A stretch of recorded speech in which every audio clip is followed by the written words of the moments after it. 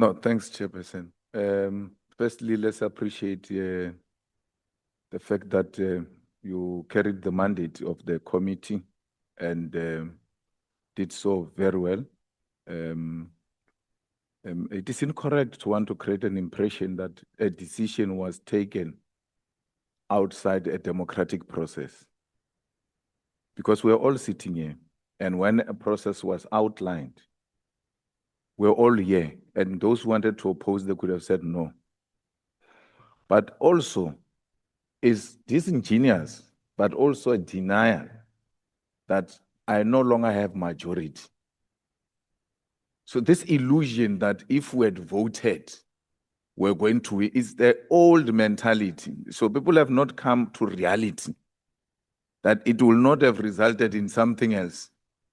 Because we all spoke in one language, including members of the DA, who said the speaker must be the one who carries this responsibility. That's where there was a difference. But that we are going to oppose, it was a principle. So when you say majority, as if you're living under President Mbeki's parliament, wake up to the reality, smell the coffee. And that's how you're going to start dealing with issues in a more sober and objective way and lobby others, not only those who are in the GNU. Because the situation this parliament finds itself in, it suggests that there must be permanent interaction between parties. It's not automatic that we are this number of GNU. GNU is not the same party. And therefore to think because we are more in GNU automatically will overrule them. You're going to be very disappointed. You're going to be very disappointed, and then you're going to come here and speak things that are not real. We can go back and vote if that's what you want, but it's too late. So we took a right decision, supported by the majority, and you did the good work. And I like the giraffe view of this committee. You can see we're being set up for a trap.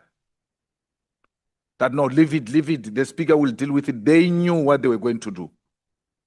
They were setting up South Africans. Leave it, the speaker will deal with it. When we say no, let's leave it to the speaker. Speaker was going to do exactly what she did and will not be represented. I hope South Africans can see their dishonesty. That even when they were taken below the necessary numbers, they're still continuing with that conduct of calling a swimming pool a fire pool. That conduct is still continuing. And I hope some of you comrades don't want to go down with that image of opposing the obvious.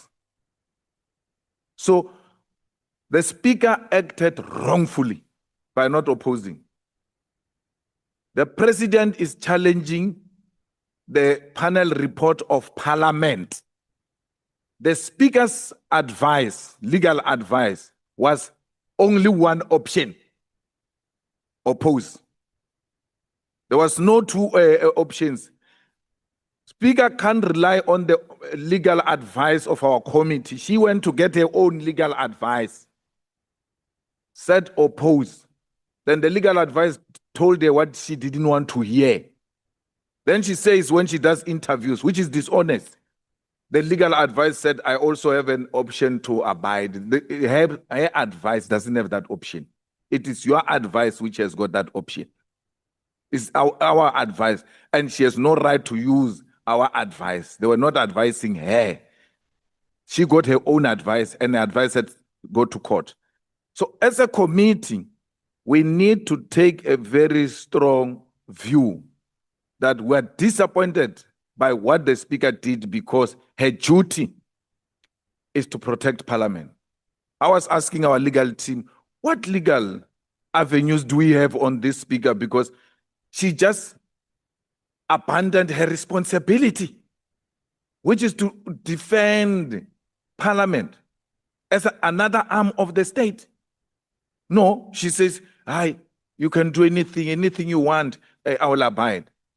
And exactly the letter I wrote to her, I said to her, you cannot choose a legal team that is going to represent parliament. because you voted no against this panel report that is now being challenged. So you're conflicted. Your conscience must tell you you're conflicted. You said this report must be thrown away. Now there is a legal process that says it must be thrown away. And then you appoint lawyers.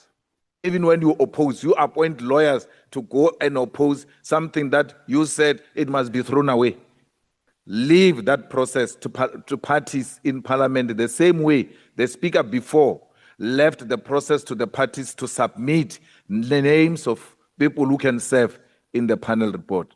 So I support those who say we need to send a message to the speaker that as a committee charged with this responsibility, we're disappointed because we are a committee of parliament, and as a head of parliament, she's got the responsibility to protect all of us. We can't be seen to be going different direction. Worse, when her legal opinion says you have only one option, and that option is to defend, is to object. Thanks, Jen.